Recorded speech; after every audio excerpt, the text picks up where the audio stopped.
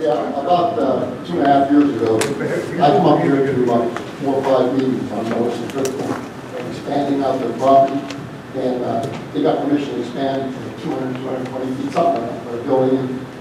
Well, before they started construction, with all their equipment, junk, whatever you want to call it, on Cecil's property.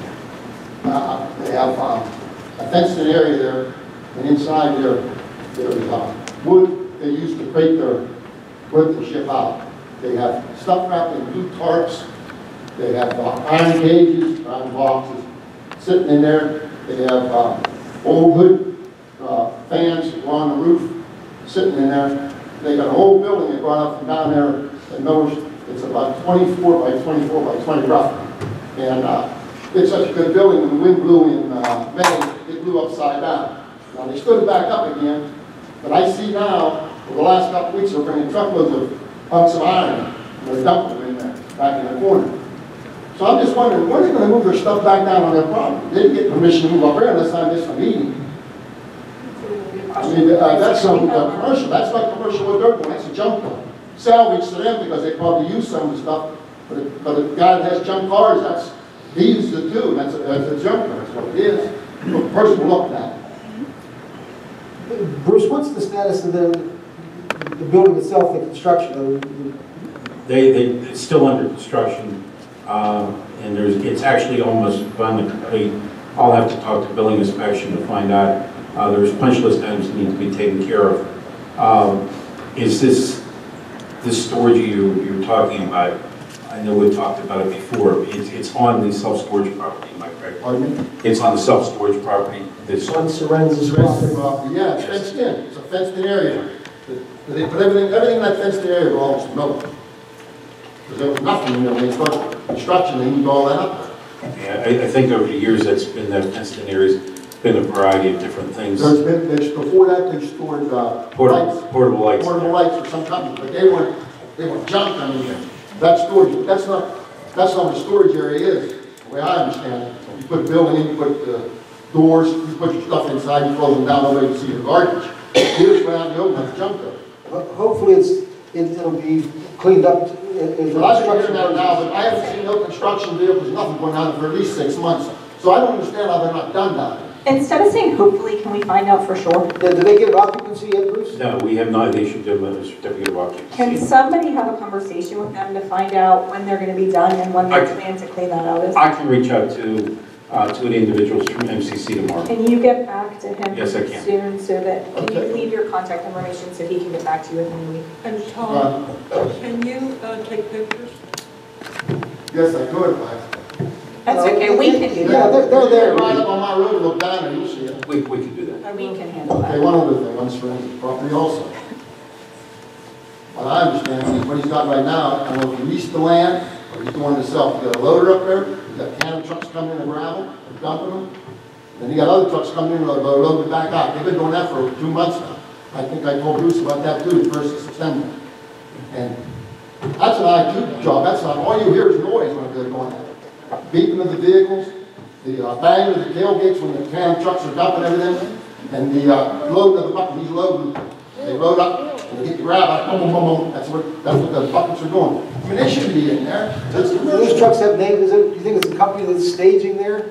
I don't know if he leased that or what's going on. He's staying, it's the same people. I mean, they come in with their trucks. For a while, they put up through powder with them big trucks. And now I don't know where they're going. I haven't seen them going up anymore. So I don't know if they're going up or down. But he shouldn't be in there with that.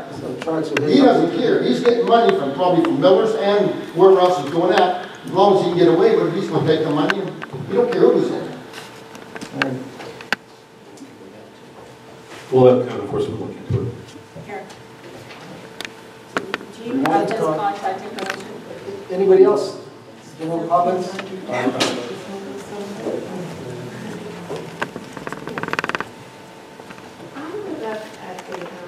Could you get close to the microphone so we can hear you, please? Yes, I live up at the Overlook. I'm sorry, I didn't hear you. Can you hear back there? They can't hear you. Just pull the mic up. No. I live in the Overlook. Your name? And Your name, please? Julie Settles. And the concern comes in with the traffic that is going down Burnside and coming up Anger Road right there. And it's like a blind curve going into Coldstream. Is there any way that we could maybe think about getting stop signs put like at Anger Road and Coldstream right there, as well as Anger Road and Burnside? That hillside right there, it's really hard to see around the corner. So if there's anything anybody can do, we'd appreciate that. Isn't there a stop sign at Anger Road and Burnside?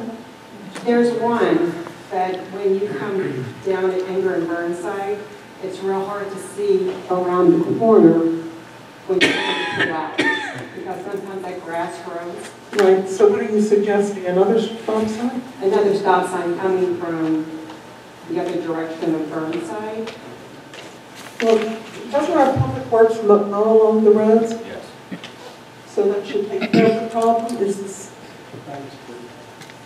or is the bank too high? It's kind of, when you pull up, you almost look like you're almost easing out. When you're on Anger and you're turning, And you're turning which left. way, left onto Burnside? Yeah, so if, someone can check it out and just kind of let us know. And the same thing when you come from Burnside, going up Anger Road, and we're turning into a subdivision. Cars that are coming around, like, Virginia Lane has pretty stop. The cars that are coming around, it's almost, it's just going to be a matter of time before something's going to happen. So, I can check into that. Thank you. And just that time. And public works can make the decision on stop signs.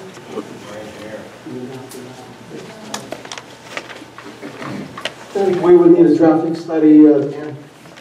You wouldn't need a full traffic study, you just need an evaluation if the stop sign would be warrants, that's all. Who does that evaluation? Mike Haberman is our staff, he's our traffic engineer, he can take a look at it. If he's someone that the board can agree to do something about it?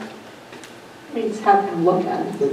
It either meets warrants, Elizabeth, or it doesn't for a stop sign, so it has to meet warrants, certain warrants in terms of number of vehicles, sight distance, all those different types of things. Can you have him, I think she's asking. Yeah, but, none of those, it sounds to me like there's maybe some maintenance issues that we can deal with to improve sight distance.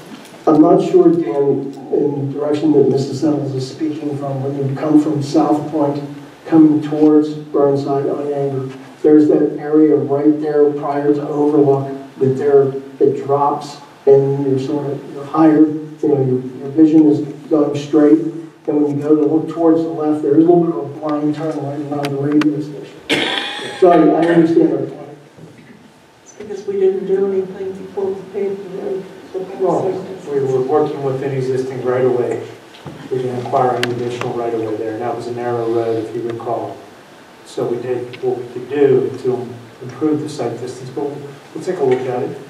When he looks at it, Dave, can you see if the criteria doesn't warrant a stop sign, what else could we do to maybe try to alleviate that problem? We still haven't accepted the improvements under phase one, so I would think that this is the developer's issue, not the township, especially at the overlook. So we'll take a look at it from that perspective. The Burnside issue, I think that's Bill, that's the township. We can look at that with Bill and see if there's anything we can do on just improvements at that intersection with just cutting grass and or maybe cutting back a slope in the right of way or something. Anybody else? Elizabeth? Okay, I'm back to Coleman Road. As I said at the last meeting, a year ago, just about last October, we agreed that we would have winter work done so that we could pave Anger Road this spring. Well, the winter work was never done, and therefore nothing was done this spring. So now I'm asking the board to proceed to have, I guess it's to have Gateway advertise for the winter work that needs to be done and to do it now so that we can let the contract, so that come the end of January, we can let the contract for the paving of the road and be done with it. If we do that, we can have the road completed by May 15th. As soon as the batch plant's open, April 15th or sooner, we can have this road completed and be done with. Now, do I have to make this in the form of a motion? Are there any questions? Wait a minute, to clarify, last fall, we said that you can do work, but that's a lot of good work to be done in the winter on storm drains and things like that to make it a good price. There was never any motion to authorize Gateway to do the design or to go to business. Right, so now I'm asking that this be done. We talked about doing it so we could do it in the spring and nothing happened. And so we're back where we were a year ago. Can we now have them do whatever they need to get this For all my moving? clarification, what is potential drainage and? Yeah.